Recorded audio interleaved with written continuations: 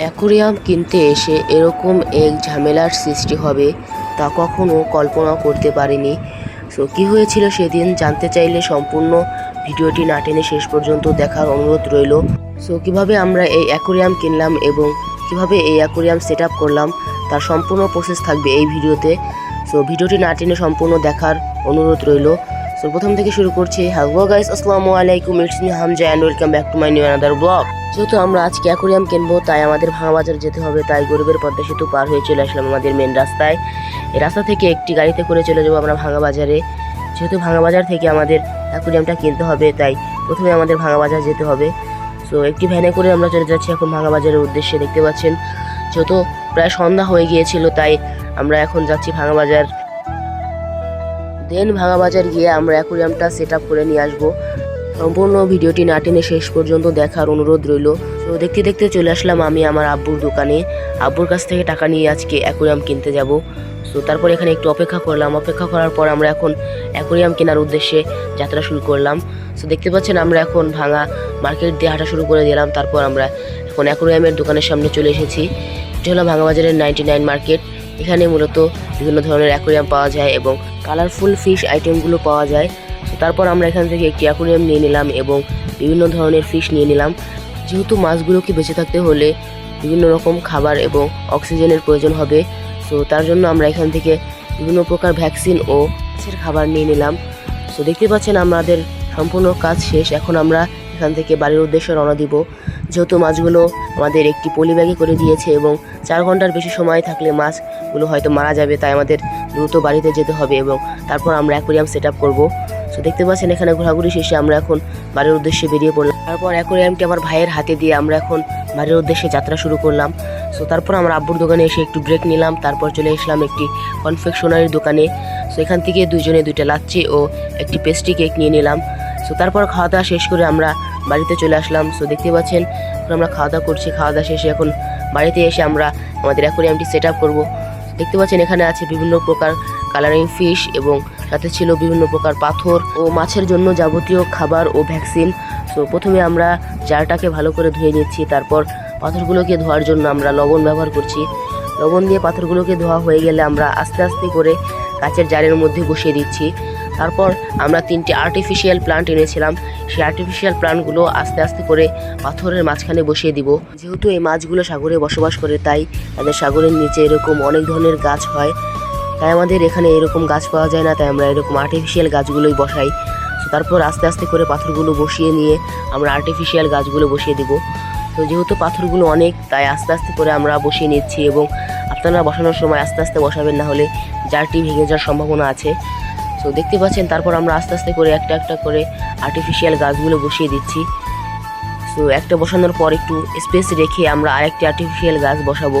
দেখতে পাচ্ছেন আমার ভাই খুবই এক্সাইটেড হয়ে গিয়েছে, মাছগুলো দেখে খুবই আনন্দিত হয়েছে এবং দেখতে পাচ্ছেন নাচানাচি শুরু করে দিয়েছে।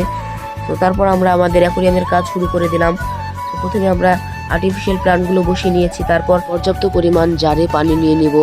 সো আপনারা আগের ভিডিওতে দেখেছেন আমার ছোটো ভাই সবসময় আমাদের সাথে আনন্দ উল্লাসে মেতে থাকে। সো ও আজকে মাছগুলো দেখে খুবই এক্সাইটেড এবং খুব হ্যাপি। সো তারপর আমরা ওর হাতে অ্যাকুরিয়ামটি ধরিয়ে দিলাম। সো দেখতে পাচ্ছেন ও অ্যাকুরিয়ামটি হাতে নিয়ে খুব খুশি। তারপর আমরা একে একে অ্যাকুরিয়ামের যাবতীয় কাজকর্মগুলো শেষ করে ফেলবো। অ্যাকুরিয়ামটি সেট আপ হয়ে গেলে প্রথমে আমরা এর মধ্যে আর্সেনিক মুক্ত পানি দিয়ে দিব। আপনারা অন্য কোনো পানি ইউজ করবেন না, এতে করে মাছগুলো সমস্যা হতে পারে। তো আপনারা চেষ্টা করবেন যে আর্সেনিক মুক্ত পানি ইউজ করার জন্য। তারপর আমরা এখানে আর্সেনিক মুক্ত পানি দিয়ে দিয়েছি। দেখতে পাচ্ছেন যেহেতু নিচে পাথরগুলো আছে তাই পানির রং কিছুটা ঘোলাটে হয়ে গিয়েছে। তারপর এর মধ্যে আমরা 3টে ভ্যাকসিন দিয়ে দিব। এই ভ্যাকসিনগুলো আমরা দোকান থেকে নিয়ে এসেছি, আপনারা দোকানে এই ভ্যাকসিনগুলো পেয়ে যাবেন। প্রথমে দিয়ে নিলাম লবণ। এই লবণটা মাছের জন্য খুবই উপকারী। তারপর আমরা ভ্যাকসিন দেওয়া স্টার্ট করলাম। প্রথমে নীল বোতল থেকে 2 ফোঁটা ভ্যাকসিন এর মধ্যে ঢেলে দিলাম। যেহেতু প্রথমবার আমাদের ড্রপ ছিল না তাই হাত দিয়ে পরিমাণ মতো ঢেলে দিয়েছি, মনে হয় একটু বেশি পড়ে গিয়েছে। সো তারপর আমরা ড্রপের সাহায্যে বাকি ভ্যাকসিনগুলো 2 ফোঁট করে দিয়ে দিলাম। সো দেখতে পাচ্ছেন খুব সুন্দর করে আমরা ভ্যাকসিনগুলো দিয়ে দিব, কারণ এই ভ্যাকসিনের মাধ্যমে পানি পরিষ্কার হবে এবং মাছের বৃদ্ধি ঘটাবে। সো তারপর আমরা এই ভ্যাকসিনগুলো দেওয়া হয়ে গেলে মাছগুলো ভিতরে ছেড়ে দিব। আমার ছোটো ভাই তো খুবই আনন্দিত মাছগুলো দেখে, বারবার নাচানাচি করছে এবং অ্যাকোরিয়ামটি ধরার চেষ্টা করছে। আমি ওকে বললাম যে অ্যাকোরিয়ামটি প্রথমে ভালো করে আমরা সাজিয়ে নিই, তারপর তুমি দেখো। তো তারপর আমাদের সম্পূর্ণ কাজ প্রায় শেষ। তারপর আমাদের বাকি মেডিসিনটাও দিয়ে দিলাম। এরপর আমরা ভিতরে মাছগুলো ছেড়ে দিব। তো আপনারা অবশ্যই মনে রাখবেন, মাছের খাবার হিসেবে যে খাবারগুলো আপনাদের দেবে, প্রত্যেকটা মাছের জন্য বেশি হলে 3টে দানা দেবেন এবং কম হলে 2টে দানা ইউজ করবেন। তো দেখতে পাচ্ছেন এই হলো মাছের খাবার। তারপর আমরা মাছগুলো একটি ছাঁকনির সাহায্যে নিয়ে তারপর এই জারের মধ্যে দিয়ে দিব। সম্পূর্ণ ভিডিওটি না টেনে শেষ পর্যন্ত দেখার অনুরোধ রইল। আপনারা যারা যারা আমাদের চ্যানেলে নতুন আছেন অবশ্যই চ্যানেলটি সাবস্ক্রাইব করে পাশে থাকবেন এরকম আরও নতুন নতুন ইন্টারেস্টিং ব্লগ ভিডিও পেতে। দেন আমরা জারটিকে একটি কাপড় দিয়ে চারপাশ থেকে মুছে নিচ্ছি। এরপর আমরা জারটিকে ডিসপ্লে করে আমাদের টেবিলের উপরে রাখবো। তো সম্পূর্ণ ব্লগটি না টেনে শেষ পর্যন্ত দেখার অনুরোধ রইল। যেহেতু এই জারের মধ্যে আমরা বিভিন্ন রকম ভ্যাকসিন ইউজ করছি, তাই ভ্যাকসিনগুলো একসাথে মেশাতে আমরা একটি কাঠির সাহায্যে পানিগুলোকে মিশিয়ে নিলাম। তো তারপর আমাদের সেই কাঙ্ক্ষিত মাছগুলোকে আমরা এই জারের মধ্যে ছেড়ে দিব। তো মাছগুলোকে ছাড়ার জন্য প্রথমে আমরা একটি ছাঁকনি ইউজ করছি। ছাঁকনিতে মাছগুলো ঢেলে নিয়ে তারপর আমরা জারের মধ্যে মাছগুলো দিয়ে দিব। মাছগুলো জারের মধ্যে দিয়ে দিলে আমাদের তৈরি হয়ে যাবে মিনি অ্যাকোরিয়াম। তো দেখতে পাচ্ছেন আমাদের মিনি অ্যাকোরিয়াম প্রায় তৈরি। তারপর আমরা এটিকে সাজিয়ে রাখবো আমাদের টেবিলের উপরে। তো দেখতে পাচ্ছেন মাছগুলো তাদের নতুন বাড়িতে এসে খুবই আনন্দিত। তারা শুধু ঘোরাঘুরি করছে এবং ঘুরে ঘুরে তাদের বাড়ি পরিদর্শন করছে। দেখতে পাচ্ছেন এখানে আমরা 5 পিস মাছ নিয়েছিলাম।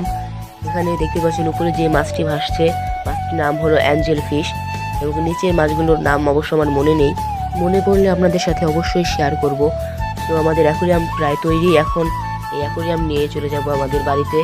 তো তারপর বাড়িতে গিয়ে আমরা অ্যাকোরিয়ামটি সাজিয়ে রাখবো। তো দেখতে পাচ্ছেন মাছগুলো খুবই হ্যাপি তাদের নতুন বাসায় এসে। দেন তারা তাদের বাসাটি ঘুরে ঘুরে দেখছিল। দেখে মনে হচ্ছে তারা তাদের বাসাটি খুবই পছন্দ করেছে। তো দেখতে পাচ্ছেন তারপর আমরা অ্যাকোরিয়ামটি আমাদের টেবিলে সাজিয়ে রেখেছি। দূর থেকে খুব সুন্দর দেখাচ্ছে। দেখে মনে হচ্ছে জারের মধ্যে একটু একটু সমুদ্র। তো তারপর আমরা মাছগুলোর খাবারের জন্য এই দানাগুলো ব্যবহার করব। দানাগুলো আমরা ওই দোকান থেকে কিনে এনেছি। প্রত্যেকটা মাছের জন্য বেশি হলে 3টে দানা এবং কম হলে 2টি করে দানা আপনারা খেতে দেবেন। সবগুলো মাছ জারে রাখার পর এই অ্যাঞ্জেল ফিশটাকে সকল মাছ আক্রমণ করে মেরে ফেলে। মাছটিকে মেরে ফেলতে দেখে আমার খুবই কান্না পায়। তো আপনারা এই মাছের পরবর্তী আপডেট জানতে কমেন্ট বক্সে কমেন্ট করুন। আজকের মতো বিদায়, আল্লাহ হাফেজ।